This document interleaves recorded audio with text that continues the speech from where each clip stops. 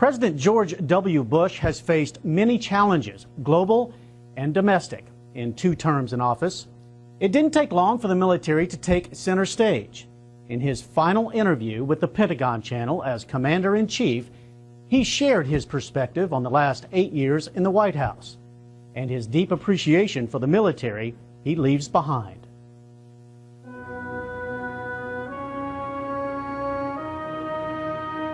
Your first year in office, how did your presidency change the day after 9/11 in terms of being our commander-in-chief? Yeah, that's a very good question because my presidency changed a lot. It really changed a lot on September the 11th because it became apparent to me very early in that day that we were a nation at war. And I didn't look at it this way, but the implication of which, of course, is that I was a president during a time of war. I vowed that day and the days afterwards that I would not let this attack on America stand, and that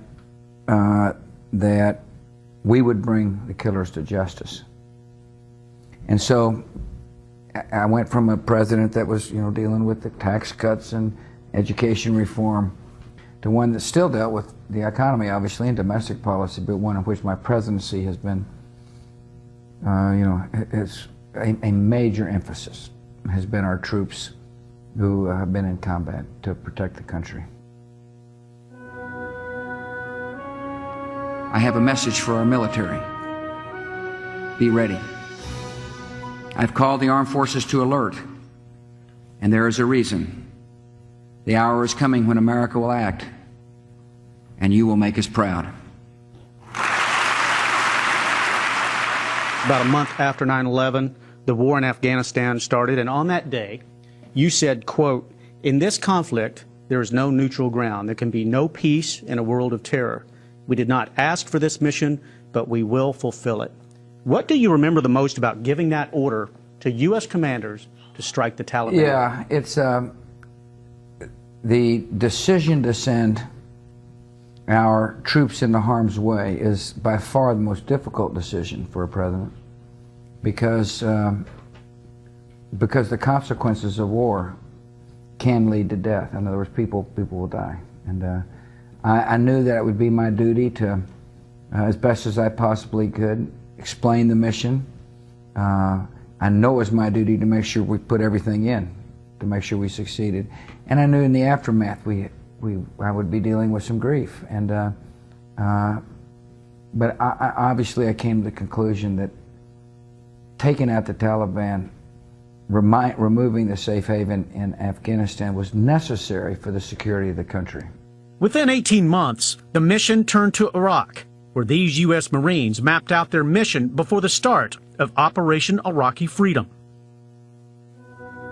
Let's move forward to 2003 and Iraq. In March of that year, you told Saddam Hussein you have 48 hours to get out of your country. Well, we all know now he didn't leave the country. Right.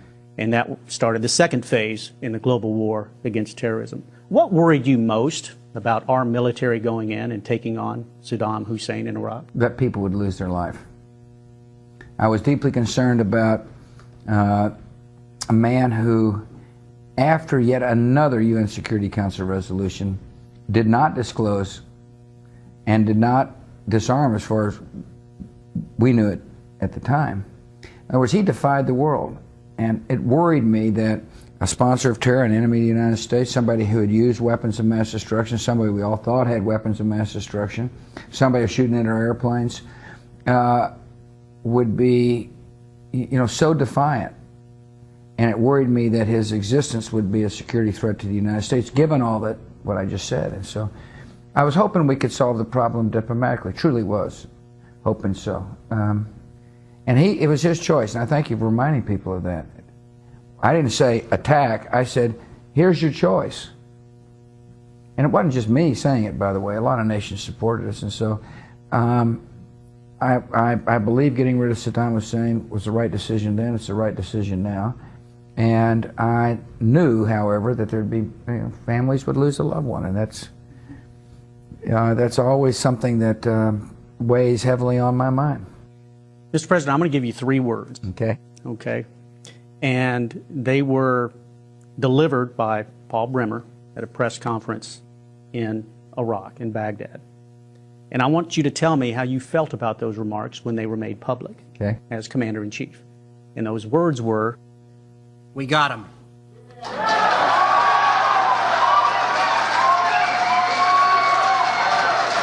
Don Rumsfeld called me and said, if first reports are true, we have gotten Saddam Hussein. And it was a great relief for me because we had gotten his 2 sons before, and it was uncertain as to whether, how soon it would be till we found Saddam Hussein. And the idea of Saddam Hussein remaining alive while we're trying to help a young democracy grow and people reconcile their differences would have been very difficult. The post-Saddam era would have been extremely complicated if he were in Syria popping off or had escaped.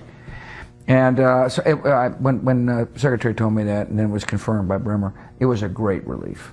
4 guys came to see me in the Oval Office.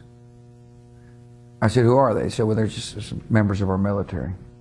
And they come, and they're in suits, but they were Delta Team guys, and they were carrying something. And the older fella of the 3 said, we've got something for you, Mr. President. We're the ones who found Saddam Hussein in the spider hole, and here is a pistol that was on his presence, which hangs in the Oval Office and will eventually hang in a Bush library at Southern Methodist University. So I actually met the guys that pulled him out of the hole. and Mr. President, was that one of your best days in office? Oh, it was a great day. I've had a lot of beautiful days in office, and some not so happy. But it was my best days in office have come when certain milestones have been reached, and I love to share those milestones and those days with the people who actually made them happen. So, like when the Iraqis went to vote, our troops from all branches of government helped this young democracy take a huge step on its path to stability. And for me, it was I don't take that much satisfaction personally from it. I take a lot of satisfaction as a team member. And our military is a fabulous team, and I am so honored to be the Commander-in-Chief. It is. I would think, people would say, what do you miss, and what do you like the most and all that. I would tell you that I'm going to miss a lot. But being the Commander-in-Chief of a fabulous group of men and women is what I'm going to miss the most.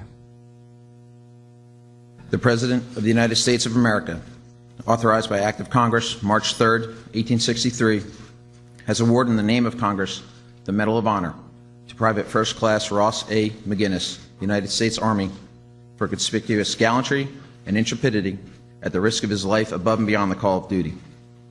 From presenting medals to congratulating the latest Academy graduates as they walk across the stage, President Bush has made supporting the military a priority during his 8 years in office. I don't know. Maybe we'll get somebody from back. Let's see if we got anybody more senior here who can read the President's Thanksgiving speech. Is there anybody back there who's more senior than us?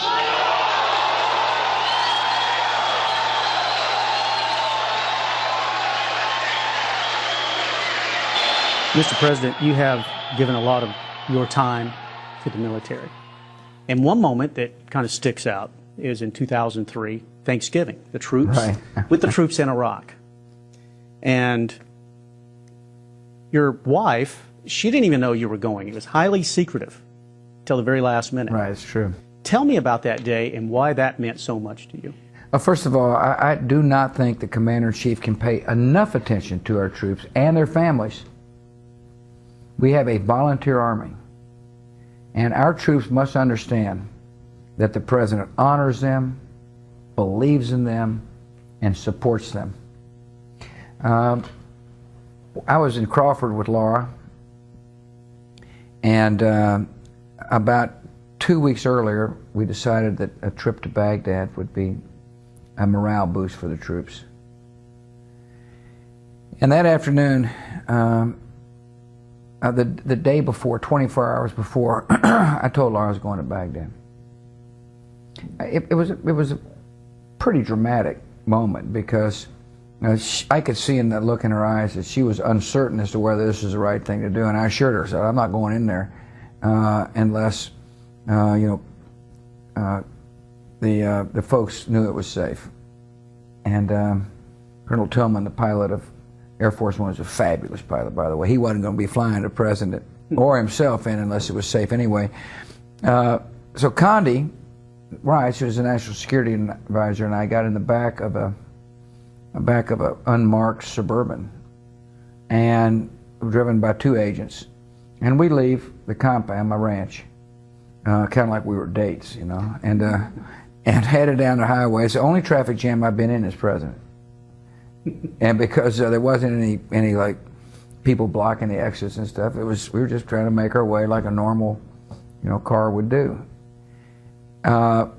We get there to the Air Force One, sneak on the back, and fly to Washington, interestingly enough, and change Air Force Ones. The excuse of leaving Waco was we're going to go get the plane repaired. Fly in, get towed into the hangar, then transfer from that bird to the other bird. It was fully fueled, loaded with the press corps, and off we go. I told Laura, I said, at 11 o'clock the next morning, I'll be safe. And she woke up the next morning, couldn't remember whether I said 9 or 11. And so at 9 o'clock, about this, she called the Secret Service and said, "Have you seen George?" And the Secret Service agent said, "Are you talking about the president or former president who was coming to visit?" He said, "Oh, my George." And the guy said, "Ma'am, our records show him to be in the house." And Laura said, "Oh, yeah, he's in the house somewhere." She had forgotten I said 11 o'clock. And my only point is the secrecy was so intense, but the preparation so great, and the Air Force, driving that Air Force One was, they're fantastic. And I'll never forget Mark Tillman doing this 360 around Baghdad, coming into Baghdad, and smooth that thing in there. Nobody had any earthly idea we were there, even a lot of the runway guards. And so when that big bird pulled up, these guards that were guarding the runway, my God, that couldn't be the president. And out I go and walk in the hall, and it was a magnificent moment to see the troops. I bring a message on behalf of America. We thank you for your service. We're proud of you. And America stands solidly behind you.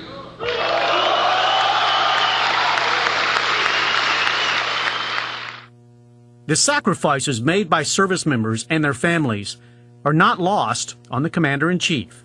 Once again, I had the honor of thanking the docs and nurses that provide such incredible care to our wounded soldiers. The President broke ground for the new Walter Reed National Military Medical Center in Bethesda, Maryland. In 2011, the 6.7 million square foot facility will have 365 beds. The President also made it a point to see the faces of those who sacrificed the most during his time in office. Sir, you are a frequent visitor to Walter Reed Army Medical Center, and you talk to the wounded. Some of them are wounded very seriously. Yep. In fact, the media is not even allowed. I'm guessing it's a pretty private moment between you and the troops. What do you take away from each and every one of those visits to Walter Reed, sir? First of all, I go a lot. I want people to know that the Commander-in-Chief is paying attention to the quality of care our troops are getting, and more importantly, paying attention to the people who are being treated. I have a duty to visit the wounded, and it is an obligation that I take seriously. My role is comforter-in-chief at times, whether it be the wounded or those who's lost a loved one. The comforter-in-chief usually comes away as the person who is comforted and strengthened by seeing the great compassionate care given to our wounded by fabulous doctors and nurses, whether it be at Walter Reed or Bethesda. I get comforted by a soldier that looks me in the eye and says, "Hey, no problem, sir. I can't wait to heal up and go back in. I get comforted by families who are so proud of the contribution that their loved one has made, that they're, by the bedside, obviously praying and hoping for the best for a recovery, but incredibly proud. And so it is a great experience to go to see these troops. Within the last year, Mr. President, you met with Lieutenant Colonel Mark Murphy at Eielson Air Force Base in Alaska, and they had lost their son in Iraq. And he had wrote a letter talking about how compassionate you were in that meeting. And I want to read a little bit of that for you. You're probably going to make me weep, so be careful. He walked up to my wife and with arms wide, pulled her in for a hug and a kiss and told her, "I wish I could heal the hole in your heart." He then grabbed me for a hug, as well as each one of our sons. Mr. President, what is your message to those who have lost a loved one in this battle for freedom? Well, it's a couple of things. One, I wish I could heal the hole in their heart. I can't. But I can honor them, and I can praise them. I can laugh with them. I can hug them, which I try to do a lot. My second is that on my way out of office, I want them to know I never made a decision regarding their loved one based upon what was good for a political party or my own political standing.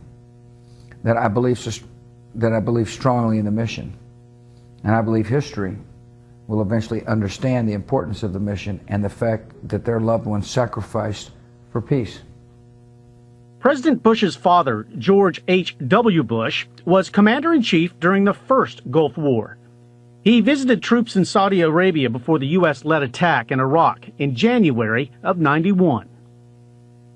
And Mr. President, your father, naval aviator, of course, and former commander-in-chief, what kind of advice did your dad give you in terms of leading the military? That's an interesting question. I watched him carefully. It wasn't advice, it was experience through observation. I watched him crisply salute, getting on the chopper and meaning the salute. I watched him with troops. I can remember watching him during Desert Storm go out to the theater itself and he had Thanksgiving meal, I think it was, to pay tribute to the troops. I know his great respect for the generals that were close to him, and I know he listened to them. So I learned a lot from him through observation, and he was a great commander-in-chief because he first and foremost holds the military in high regard and great respect. With about a month left in office, President Bush flew to Iraq and Afghanistan on a secret mission on Air Force One to visit with Iraq's leadership and to say farewell to the troops on the ground for the last time. And thanks to you, the Taliban has gone from power.